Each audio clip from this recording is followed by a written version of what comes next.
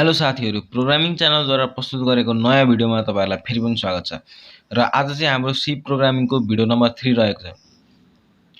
आज हाम्रो टपिक रहेको छ डिसिजन मेकिङ इन सी। र यो बुझ्नु भन्दा अगाडि यसको टाइपहरु बुझौं हामी पहिला। डिसिजन मेकिङ इन सी अथवा ब्रान्चिङ चाहिँ 5 प्रकारको रहेको छ। एउटा चाहिँ इफ स्टेटमेन्ट, अर्को इफ एल्स इफ स्टेटमेन्ट, अर्को नेस्टेड इफ र स्विच स्टेटमेन्ट। आज यो भिडियोमा चाहिँ हामी इफ स्टेटमेन्ट, इफ एल्स र इफ एल्स इफ पढ्ने छौं। Decision making in C basically भन्नु पर्दाखेरि यो चाहिँ जस्तै एउटा कन्डिसन दिएको छ, मतलब एउटा भन्दा ज्यादा कन्डिसन दिएको छ, त्यसमा चाहिँ हामीलाई एउटा एन्सर लिनु पर्यो भने, कुनै एउटा एन्सर लिनु पर्यो भने त्यसमा चाहिँ हामीले डिसिजन मेकिङ इन सी लगाउँछौं है त साथीहरु। र जस्तै अब कुनै एउटा स्टेटमेन्ट ट्रू भयो अरे हैन, ट्रू भयो अरे त्यो स्टेटमेन्ट एक्जिक्युट हुन्छ। अब होइन, त्यो स्टेटमेन्ट त फल्स भयो। अब फल्स भएपछि त अर्को कुनै एउटा एक्जिक्युट गराउनु पर्यो हामीलाई, त्यही भएर अर्को स्टेटमेन्ट हामी एक्जिक्युट गराउँछौं। एउटा भन्दा धेरै कन्डिसन जसमा हुन्छ र त्यसबाट एउटा कन्डिसन निकाल्नु पर्छ, त्यसलाई नै हामी डिसिजन मेकिङ इन सी भन्छौं है त साथीहरु। ल, सबैभन्दा फर्स्टमा रहेको छ इफ एल्स स्टेटमेन्ट। अब यसको त हामी सिन्ट्याक्स पहिला बुझिहालौं। इफ छ हैन, त्यसपछि बुलियन एक्सप्रेसन। बुलियन एक्सप्रेसन भनेको कस्तो भन्दाखेरि जस्तै a is greater than 0, a is greater than 5, if a is greater than 10, यो एउटा बुलियन एक्सप्रेसन भयो है त। a is greater than, if a equals to 20, अर्को बुलियन एक्सप्रेसन हो। यस्तोलाई चाहिँ बुलियन एक्सप्रेसन भन्छ। अब इफ बुलियन एक्सप्रेसन कुनै दिएको छ, अब त्यो सेटिस्फाई भयो भने त्यो एक्जिक्युट हुन्छ, हैन भने एक्जिक्युट हुँदैन। यसको एउटा एक्जाम्पल हेरौँ है त। सबैभन्दा सुरुमा त मैले हेडर फाइल दिए, त्यसपछि मेन फंक्सन लिए। अब हामीलाई इन्टिजर दिएको छ a इक्वल्स टु 5। अब a मा के हुन्छ त, a मा 5 हो भनेर स्टोर हुन्छ हैन त। अब बुलियन फंक्सन के छ, if a is less than 10, a less than 10 हो भने प्रिन्टएफ a इज लेस देन 10। अब हेरौँ है त, a चाहिँ लेस देन 10 हो कि हैन। अब a मा हाम्रो के छ 5 आएर यहाँ बस्दिन्छ। अब a भन्दा 10 त 5 भन्दा ठुलो हैन, a त 10 भन्दा सानो, त्यसैले a इज लेस देन 10 यो कन्डिसन सेटिस्फाई हुन्छ। अब यो एक्जिक्युट हुने भयो, यो चाहिँ एक्जिक्युट हुने भयो। अब अर्को कन्डिसन फेरि के आयो भन्दा, अब हाम्रो इफ स्टेटमेन्ट सक्यो, यहाँनेरि कर्ली ब्रासेस आयो, कर्ली ब्रासेस खतम भयो, यसको हाम्रो सक्यो। अब यो मेन फंक्सन के प्रिन्ट हो, मेन फंक्सनको प्रिन्ट त प्रिन्ट हुन्छ नै। अब value of a is %d भनेछ। %d भनेको कति हो, 5,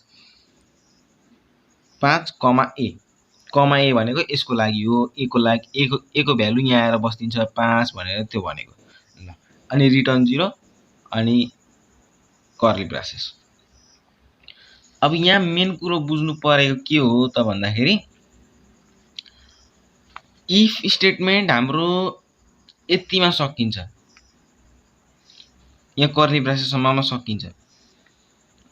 अनि यो int equals to a equals to 5 छ। र अब print the value of a is %d, यो चाहिँ एक्जिक्युट हुन्छ नै हुन्छ। यो एक्जिक्युट भएन भने पनि यो चाहिँ एक्जिक्युट हुन्छ नै हुन्छ, किनभने यो फर स्टेटमेन्टमा आउँदैन, त्यसैले यो चाहिँ एक्जिक्युट हुन्छ नै हुन्छ। अब जस्तै a इक्वल्स टु हाम्रो 20 छ अरे। अब यो त कन्डिसन सेटिस्फाई भएन, यो त एक्जिक्युट भएन, यो त नट एक्जिक्युट हुन्छ। तर यो चाहिँ एक्जिक्युट हुन्छ नै हुन्छ। The value of a is 20 भनेर एक्जिक्युट हुन्छ नै हुन्छ। ल, अर्को रहेको छ इफ एल्स स्टेटमेन्ट। अब यसको सिन्ट्याक्स हेरौँ है त हामी।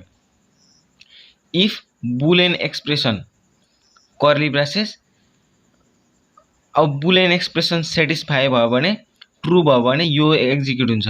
एल्स, अब अर्को यसमा के आयो, एल्स भनेर आयो। अघिको हाम्रोमा चाहिँ एल्स थिएन, अब यसमा एल्स आयो। अनि अब यो कन्डिसन ट्रू भयो भने यो एक्जिक्युट हुन्छ। अब यो कन्डिसन चाहिँ यही कन्डिसन चाहिँ फल्स भयो भने यो एक्जिक्युट हुन्छ। अब के हो त भन्दाखेरि, अब एउटा लेखौँ हामी, a इज ग्रेटर देन 10 लेख्यौँ है त। अब a इज ग्रेटर देन 10 लेख्यौँ। अब यो कन्डिसन सेटिस्फाई भयो भने statement will execute if statement is true. पहिलोमा है त, यसमा है त, statement will execute if statement is true. अब यो कन्डिसन सेटिस्फाई भइदियो भने यो एक्जिक्युट हुन्छ। Else if the statement will execute if Boolean expression is false. Statement will execute if Boolean expression is falls. अब यो कन्डिसन सेटिस्फाई भइदिएन भने चाहिँ यो चाहिँ प्रिन्ट हुन्छ। अघिको हाम्रो इफ केसमा के थियो भन्दाखेरि यो स्टेटमेन्ट ट्रू भयो भने भयो, भएन भने केही पनि आउँदैन। तर यसले चाहिँ के गर्छ त भन्दाखेरि स्टेटमेन्ट ट्रू भयो भने ट्रू भनेर दिन्छ, फल्स भयो भने चाहिँ फल्स भनेर पनि दिन्छ। त्यसमा चाहिँ के थियो भन्दाखेरि फल्स हो भने केही पनि दिँदैन थियो है त। यति नै हो यसको कुरा। अब इफ एल्स कन्डिसनको एक्जाम्पल हेरौँ।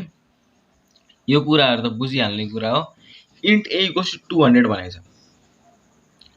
अब a is lace than 20। If a is lace than 20, अब यो कन्डिसन त हाम्रो यो त हाम्रो फल्स कुरा हो हैन। a त 20 भन्दा ग्रेटर हो हैन। a भनेको त 200 त 20 भन्दा ग्रेटर हो नि त। अनि print a is lace than 20।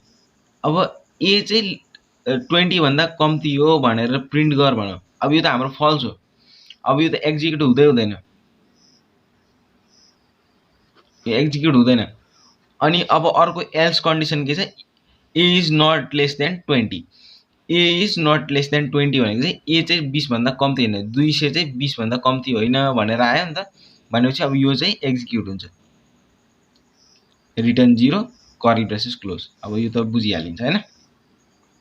ल अब इफ a को ठाउँमा चाहिँ हामीले कति लेख्यौँ भने a को ठाउँमा चाहिँ हामीले 10 लेख्यौँ भने if a is lace than 20 i.e. 10 is lace than 20, यो त ट्रू हो भनेपछि print F a is lace than 20 यो प्रिन्ट हुन्छ। अनि एल्स प्रिन्ट हुँदैन। अब यति छोडिदिन्छ, रिटर्न 0 मा आउँछ एकैचोटि। अब 200 इज लेस देन 20, अब यो त फल्स कुरा हो। अब यसलाई एक लिभ गरिदिन्छ, एकैचोटि यहाँ एल्समा आएर यसलाई प्रिन्ट गरिदिन्छ र रिटर्न 0 मा जान्छ। यति हो यसको कुरा। इफ एल्स इफ यो चाहिँ कस्तो हो त भन्दाखेरि यो चाहिँ इफ एल्स जस्तै हो, तर यसमा चाहिँ कन्डिसन ज्यादा दिन मिल्छ क्या। जस्तै कि हेरौँ है त, जस्तै हामी अब एउटा कन्डिसन लियौँ है त, a इज ग्रेटर देन 10।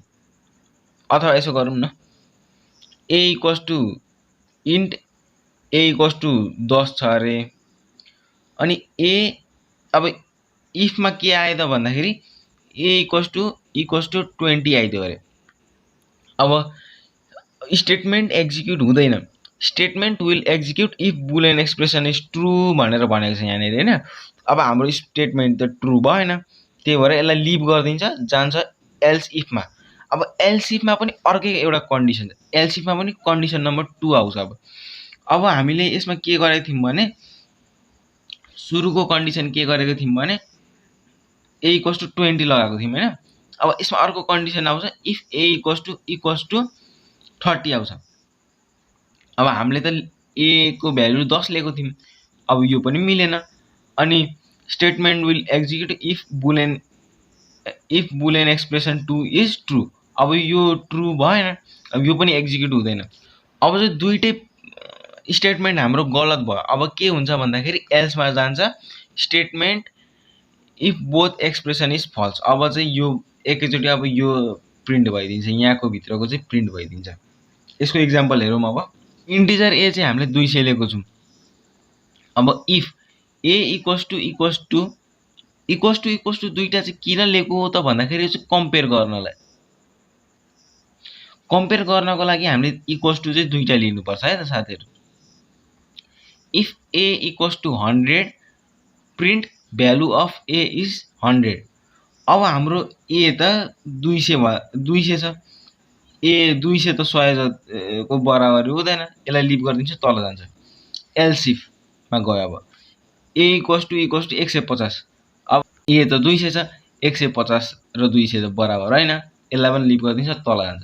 फेरि अर्को else if a equals to 200 print f value of a is 200। अब यो त सही हो, 200 त 200 को बराबर छ, यो चाहिँ एक्जिक्युट हुन्छ। अब एउटा कुरा, अब एलसिफ चाहिँ हामी कतिवटा लिन सक्छौँ त भन्दाखेरि एलसिफ चाहिँ हामी अनलिमिटेड लिन सक्छौँ, जति मन लाग्यो त्यति लिन सक्छौँ। ल अब यो एक्जिक्युट भयो।